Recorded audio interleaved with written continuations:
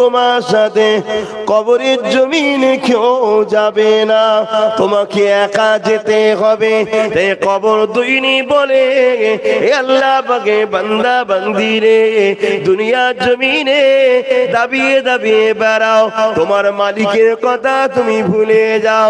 যিনি তোমায় সৃষ্টি করেছে তার নাফরমানি করে, তিনি তোমাকে হেফাজত করেছে তার নাফরমানি করো। যিনি তোমাকে খাওয়ায় তার নাফরমানি করো, যিনি তোমাকে নিঃশ্বাস দেয় তার নাফরমানি করো। আর তোমরা ইবলিস শয়তানের কথা মেনে চলো, কেননা ইবলিস হলো তোমাদের প্রকাশ্য দুশমন। ইবলিস চায় আল্লাহর দাস দাসী গুলো আল্লাহ পাকের বিরোধী রাস্তাতে যাক। এই জন্য ইবলিস আমাদের ঘরে জাহান্নামের দিকে নিয়ে যেতে চায়, কেননা বাপ আদমকে সৃষ্টি করার পরে আল্লাহ বলেছিল তাজিমি সিজদা করো, ইবলিস সিজদা করেনি বলে আল্লাহ তাকে কাফের বলে বার করে দিয়েছে। সেই থেকে ইবলিসের রাগ, আদমের সন্তানগুলোকে আমি জাহান্নামী বানিয়ে দেব। আমাদের আব্বা আদি আব্বা জানেন তো নাকি? আমাদের প্রথম বাপের নাম কি? আদম আলাইহিস সালাম। হিন্দুদের প্রথম বাপ, সবার প্রথম বাপ আর প্রথম মা, বাপ আদম মা হাওয়া। কথা বুঝে আসছে? সেই থেকে পৃথিবীর মানুষ তৈরি। তো ইবলিস শয়তানকে আমার আল্লাহ বলেছিল মানুষ হচ্ছে শ্রেষ্ঠ, ইবলিস ছিল জিন, জিন জাতি। এই অজয় অসুবিধা হচ্ছে না তো? শুনছো তো? ইবলিস হলো জিন জাতি। ওমা খালাকতুল জিন্না ওয়াল ইনসা, জিন আল্লাহর কোরআন বলছে, মানতে হবে। জিন জাতি যেটা আগুন থেকে তৈরি, আর মানুষ মাটির রস থেকে তৈরি, আর বাপ আদম চারটে জিনিস থেকে তৈরি, তার মধ্যে মাটিটাই উল্লেখযোগ্য। এই মাটি হয়ে তাকে একজন আগুন জিন জাতি সেজদা করবে, ইবলিস ওর অহংকারে লেগে গেছে, হবে না, সেজদা করবো না। তাই আল্লাহ তাকে কাফের বলে বার করে দিয়েছে। এই যে জান্নাত থেকে বেরিয়ে গেল ইবলিস আদমের জন্য, তাই আদম সন্তানের উপরে ওর রাগ, যে আদম সন্তানগুলোকে আমি তোমার বিরুদ্ধে নিয়ে গিয়ে তুমি যে কাজগুলো করতে ওদেরকে পরীক্ষা নিয়ে পাঠিয়েছো, তোমার বিরোধী কাজ করে ওদেরকে সব জাহান্নামে নিয়ে যাব। আল্লাহ চাই বান্দা নামাজ পড়ো, ইবলিস চাই বান্দা নামাজ না পড়ে। তাহলে তোমরা যারা নামাজ পড়ুনি তোমরা ইবলিসের আওতার মধ্যে আছো। ইবলিস তোমাদের ঘরে কিন্তু নামাজ থেকে সরাচ্ছে, কেন? আল্লাহর বিরোধী করার জন্য। এই যুবকেরা, তরুণেরা, আল্লাহ তার বান্দা তোরা আমার জন্য রোজা রাখবি, হজ করবি, যাকাত দিবি, দান খায়রাত করবি, নারীরা পর্দায় থাকবি, হালাল খাবি, গান বাজনা জিনাত পাবিচারি জিওয়া থেকে, সুদ থেকে, ঘুষ থেকে দূরে থাকবি। কিন্তু ইবলিস শয়তান চায় আল্লাহ যে কোনো করতে নিষেধ করেছে ওই কোনো বান্দাগুলোকে করাবো, আর আল্লাহ যে কোনো করতে বলেছে ওই কোনো বান্দাকে করতে দেব না। এ হলে বান্দা আল্লাহর বিরোধী হয়ে যাবে, ওই বান্দা আদম সন্তানগুলোকে জাহান্নামে দিয়ে দেবে। এ যুবকেরা, তরুণীরা, বাপেরা, কিন্তু আমার আল্লাহ এতই দয়ালু, ইবলিসের পাল্লায় পড়ে পড়ে আমরা দুনিয়ার জমিনে যদি পার পরিমাণ গুনাহ করে ফেলি, আমার আল্লাহ তথাপিও তোমাকে আমাকে ডেকে ডেকে ডেকে ডেকে বেড়ায়, খুঁজে খুঁজে খুঁজে খুঁজে আমার আল্লাহ পাক তোমাকে আমাকে ফেরেশতাদের দিয়ে খুঁজে খুঁজে নিয়ে আসে। এ যুবকেরা, তরুণেরা, যখন কোনো বান্দা গুনাহ করে, অন্যায় করে, আমার আল্লাহ ওই বান্দাকে ডেকে ডেকে বলে, ওরে আমার বান্দারে, একমাত্র মালিক হলাম আমি আল্লাহ, আমি তোকে দুটো পা দিলাম, ওই পা দিয়ে তোকে গান শুনতে যাবার জন্য দিইনি। বান্দা, আমি যদি তোকে খোরা বানাতাম কেউ তোকে নিয়ে যেত না। এ বান্দারে, পা দিয়ে পা দিয়ে তুই আমার রাস্তায় যাবি, হালাল ইনকাম করবি, ওই পা দিয়ে গরিব বিমাদের দেখতে যাবি, বান্দা রে আমার দিয়া নিয়ামত নিয়ে আমার রাস্তার বিরুদ্ধে চলতে লেগেছে। এইভাবে বান্দা বান্দি যখন পাপ করতে থাকে, আল্লাহ পাক ওই সময় বান্দা বান্দি দিওয়াকে ডাকতে থাকে, আয় ফিরে আয় ফিরে আয়। বান্দা বান্দি আসে না, মসজিদে আযান দিয়ে দেয়, বান্দা বান্দি ক্লাবে আড্ডা দেয়, বিভিন্ন জায়গায় আড্ডা দেয়, গান বাজনার মধ্যে লিপ্ত থাকে, ইবলিসের ধোঁকায় পড়ে থাকে। আমার আল্লাহ ডেকে ডেকে বলে, ওরে আমার বান্দা রে, ইবলিসের ধোঁকায় পড়ে নামাজটা কাজা করে ফেললে, এত অন্যায় করার পরও যদি কোনো বান্দা বান্দি আল্লাহ দরবারে ফিরে এসে মাথা নত করে দিয়ে বলে, আল্লাহ ভুল করে ফেলেছি, ক্ষমা করে দেন, আমার আল্লাহ জানিয়ে দেন, ওর চোখ দিয়ে যদি মাছের মাথাতে ক্ষুদ্র পানি বেরোয়, আমি আল্লাহ ওই বান্দা বান্দি জীবনের গুনাহকে মাফ করে দিই।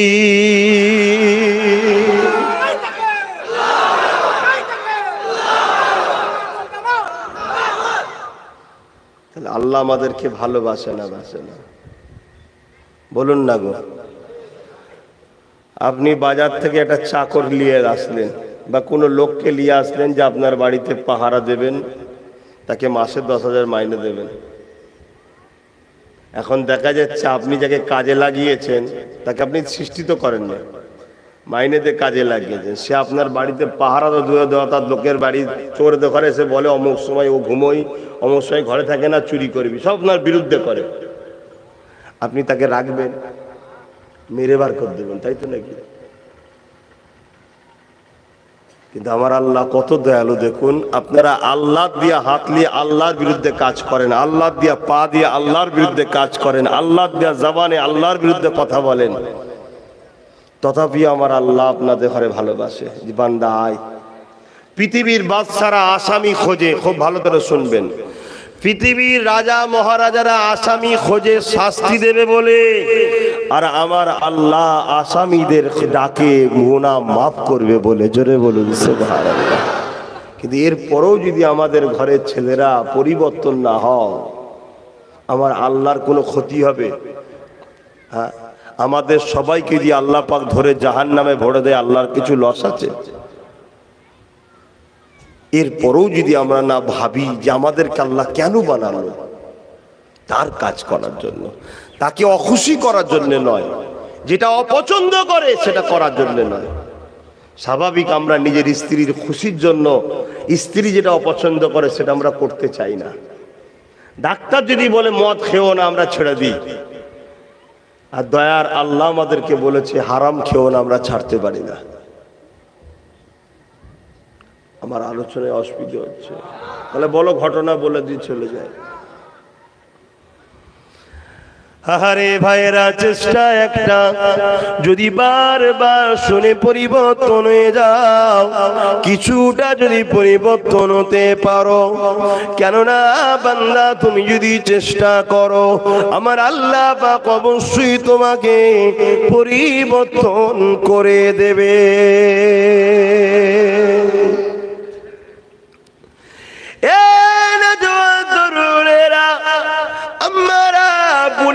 চেষ্টা তোমাকে আমাকে করতে হবে।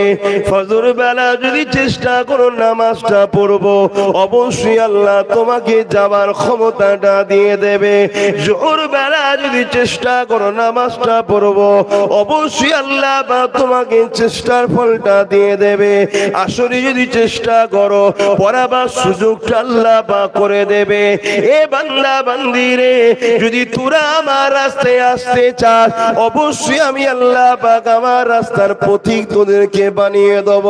কিন্তু তোরা একবার চেষ্টা কর, হালাল খাবার চেষ্টা কর, পর্দাতে থাকার চেষ্টা কর, নামাজ রাখা পড়ার চেষ্টা কর, কোরআন তেলাওয়াত করার চেষ্টা কর।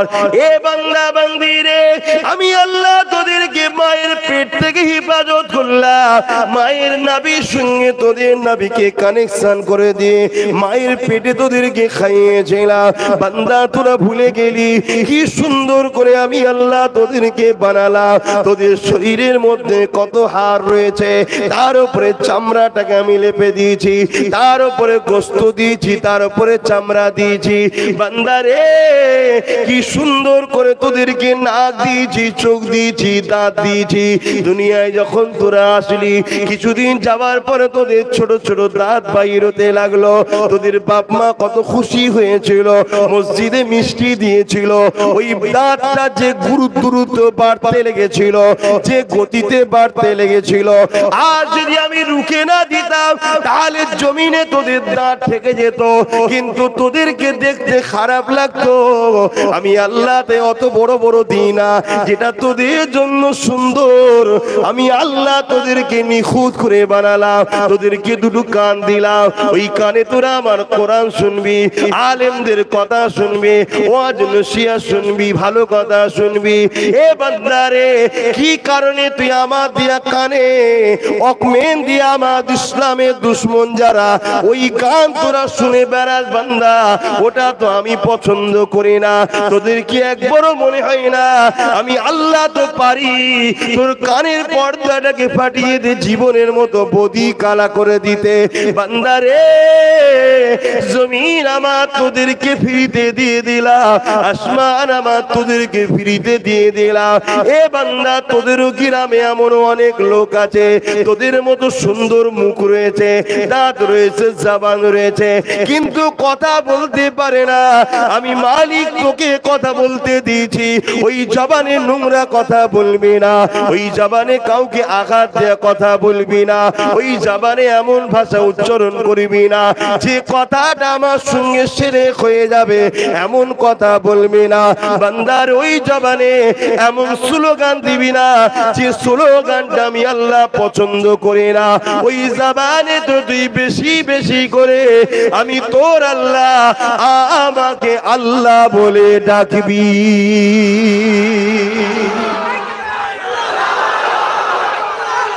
আল্লাহু আকবার, আল্লাহু আকবার, আল্লাহ।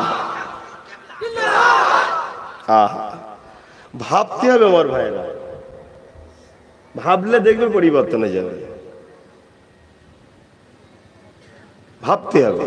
হালকা বয়সে হয় জলসা লাইনে নামার আগে হালকা বয়সে আমিও তো অনেক বদমাইশ ছিলাম, হই হই করে বেড়াতাম, বন্ধুদের সঙ্গে ঘুরতে যাওয়া, পিকনিক করা, আর করা, বদমাইশি করেছি, খেলাধুলা। কিন্তু না, যেদিন থেকে ভাবতে শুরু করেছি এই জন্য আমাকে আমার মালিক দুনিয়ায় পাঠাইবে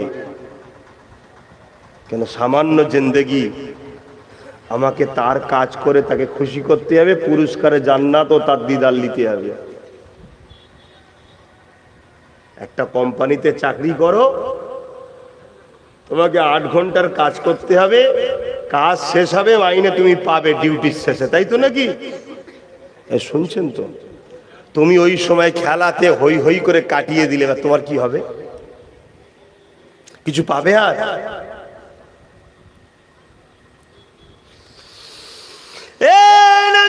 তরুণেরা বাবেরা মুলি সাহেবদের বানানো কথা নয়, আল্লাহ পাকের কোরআন বলে দিয়ে যাচ্ছে, সুম্মা নুফিকা উখরা ফাইযা হুম কিয়ামুন ইয়ানজিরুন। মৃত্যু সবার হয়ে যাবে, আবার সিংহাতে ফু দিয়া হবে।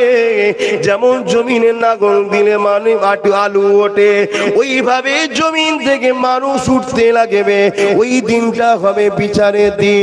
কত কঠিন হবে যুবক শোনো, আমার বোনেরা শোনো, আমার ভাইয়েরা শোনো, আমার আপনজনরা শোনো, ভালোবাসি তাই বুঝায় এই দুনিয়া রং তামাশাই নেচে যেও না গো। আমার ছোট হুজুর পীর কেবলা বলতেন, বাবারা গিল্টির চমকে সোনা ভুলে গেলে, এই দুনিয়ার চমক এটা হলো গিল্টি, এই দুনিয়ার গান বাজনা ফাংশন এটা হলো গিল্টি, এই দুনিয়া আনন্দ খুশি এটা হলো গিল্টি। এই গিল্টির চমকে সোনা ভুলে গেলে জান্নাতের আরাম আয়েশটা হলো সোনা। এই জন্য বুঝাতে চাইছি, জান্নাতি দিগকে যে হুর দেয়া হবে, ওই হুর যদি দুনিয়ার জমিনে একটা ছেড়ে দেয়া হয়, পৃথিবীর জমিনে মানুষেরা তাকে ধরার জন্য খাওয়া দাওয়া ঘুম সব ছেড়ে দিয়ে, ছেলে মেয়ে বুড়ো বুড়ি বাচ্চা সবাই তার পিছনে ছুটতে লাগবে। আল্লাহ আল্লাহ পাকের এত সুন্দর সৃষ্টি, সেই 70টা করে হুর প্রতিটা জান্নাতীদের সেবার জন্য আল্লাহ পাক দান করবে। একটু তো ত্যাগ স্বীকার করতে হবে। কোম্পানি এসে বলল এই কাজগুলো এবারে করে দে, মাসের শেষে তোকে আমি 30,000 টাকা মাইনে দেবো। তা আপনাকে তো 30 দিন একটু কষ্ট করতে হবে, তারপরে তো 30,000 যখন পাবেন গুনবেন, কি ভাল লাগবে তখন? আমি দুনিয়ার সাথে একটু টালি করছি, চলে না, আপনারা আম মানুষ তাই বোঝাচ্ছি, তবে তো আখেরাতের মজাটা পাবেন। এটাই তো পরীক্ষা, এটাই তো পরীক্ষার জায়গা। যে একদিকে তোমাকে আমার আল্লাহ রোকে নে, এখনই যদি কেউ যে সাইডে সিগারেট খায় আমি কি রুখতে পারবো? না, আমার আল্লাহ রুখছে, কিন্তু জানিয়ে দিয়েছে এটা চলবে না। কথা বুঝে আসছে? ঠিক তেমনি যদি কেউ বাড়ি গিয়ে সুদের টাকা খায় আমি কি রুখতে পারবো? কিন্তু সুদ খাওয়া হলো আল্লাহর সঙ্গে যুদ্ধ ঘোষণা করার পাপ। কত খারাপ। আর আজকে আমার ঘরের ছেলেরা 100-র মধ্যে 90টা বাড়ি কি 95টা বাড়িতে সুদ ঢুকে যাচ্ছে। ঢুকছে না ঢুকে নে বলুন, আমরা ভয় করি। সুদের টাকা নিয়ে বাড়ি করলেন, সুদের টাকা নিয়ে গাড়ি করলেন, সুদের টাকা নিয়ে ব্যবসা করলেন, কোটি কোটি টাকার সম্পদ তৈরি করলেন, কিন্তু আপনি যখন মারা যাবেন ওই তো সাদা কাফনের কাপড় দিয়ে ওই তো মাটির নিচে আপনাকে শুইয়ে দেওয়া হবে।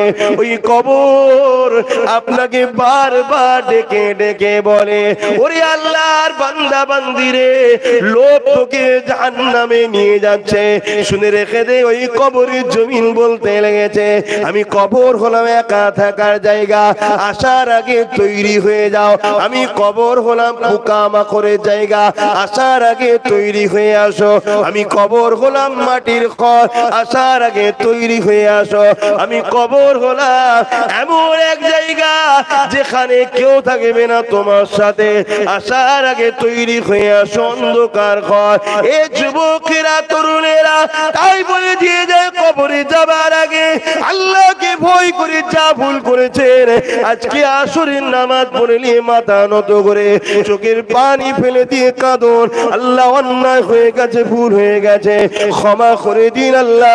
গান শুনবো না, যাত্রায় যাব না, ফাংশনে যাব না, গুনার কাজ করব না, খেল তামাশার মধ্যে জড়িয়ে থাকবো না, কোন জালিম সন্ত্রাসদেরকে সাপোর্ট করব না, কোন ইসলাম বিরোধীদেরকে সাপোর্টও করব না, কোন সন্ত্রাসদের ঝান্ডা ধরে ঘুরে বেড়াবো না, যারা গরিবদেরকে লোটে তাদেরকে কখনো ভোটও দেবো না, তাদেরকে সাপোর্টও করব না, তাদের পক্ষে বিপক্ষে কোনো জায়গাতে আমরা কখনো সাপোর্ট করব না।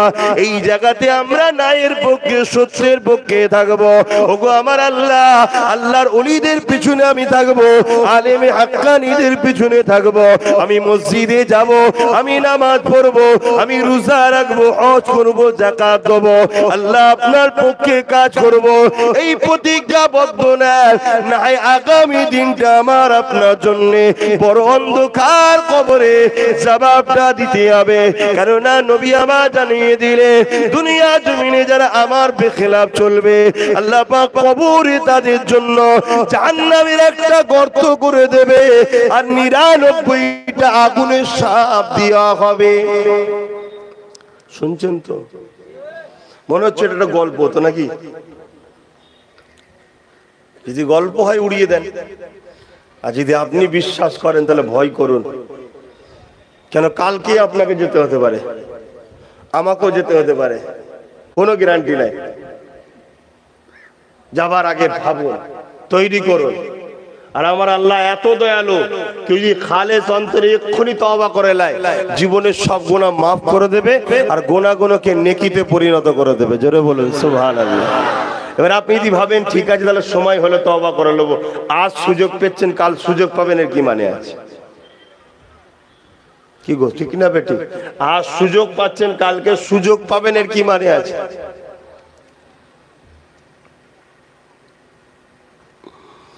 বাবেরা, নওজোয়ান তরুণেরা, এই যার কয়েকদিন পর রোজার মাস আসছে,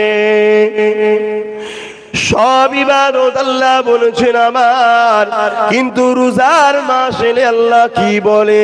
আস-সাওমুলি ওয়া আনা জিবিয়াদিয়া, রোজা হলো আমার খাস ইবাদত, আমি নিজে হাতে রোজাদারকে পুরস্কার দেব।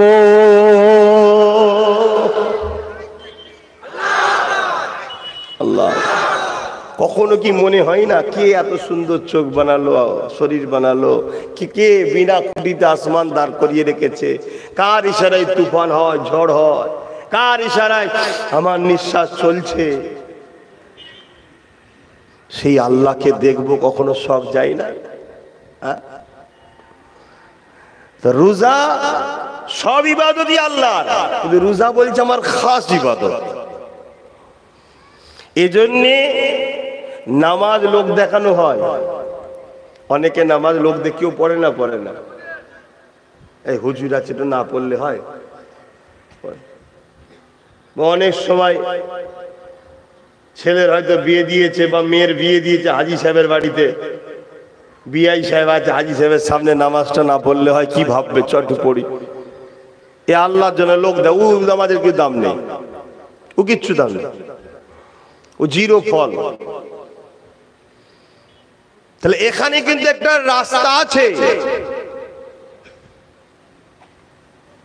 দান লোক দেখানো রাস্তা একটা হতে পারে, সব জায়গাতেই কিন্তু লোক দেখানোর ব্যাপার থাকে, কিন্তু কেউ কি লোককে দেখাবার জন্য শুকিয়ে থাকে? শুধু নুকিয়ে কি খেয়ে নেবে, খেয়েছে বলে ভাই আমি রোজায় আছি, মিটে গেল কি? এই জন্য আল্লাহ বলছে ওই যে সারাদিনও না খেয়ে আছে, ওটা শুধুমাত্র আমাকে খুশি করার জন্য। জোরে বলুন সুবহানাল্লাহ। তাই আল্লাহ বলছে সাওমুলি, রোজা হলো আমার খাস ইবাদত, তাই আমি রোজাদারকে নিজে হাতে করে কুদরতি হাতে পুরস্কার দেবো। জোরে বলুন সুবহানাল্লাহ। কি পুরস্কার দেবে? লিসাইমি ফারহাতানি, ফারহাতুন ইনদাল ইফতারি, রোজাদারদের জন্য দুটো খুশির খবর। একটা হলো যখন ইফতারকে সামনে নিয়ে বসবেন, এই সময় যা দোয়া চান কবুল হয়। আর একটা হলো আল্লাহ পাক তিনার দিদার দিয়ে দেবে। তাহলে রোজা রাখতে হবে তো নাকি? না রোজার মাসে গ্যাস বাড়ে? ডাক্তার বলেছে রাখলে হবে না, বেহুদা ডাক্তারের কাছে গেলে তো বলবি রাখা যাবে না। কি কোন বেহুদা ডাক্তারের কাছে যদি জানো তো বলবি রোজা রাখলে তোমার চলবে না। পৃথিবীর বিখ্যাত ডাক্তার, ক্যান্সার স্পেশালিস্ট, পৃথিবী বিখ্যাত, এখনো ক্যান্সারের প্রকৃত সমস্যা সমাধান হয়নি ভাই, এখনো হয়নি। যে কিমো মারে ওটা সমাধান নয়, ওটা জোর করে পোকাগুলোকে মারতে গিয়ে বাকি শরীরের 12টা বেজে দেয়। কথা বুঝে আসছে? কিন্তু তিনি বলেছেন কিছু একটা সমাধান পাওয়া গেছে ক্যান্সারের। কি সমাধান? শুকিয়ে থাকতে হবে। কতক্ষণ? 15 থেকে 16 ঘন্টা।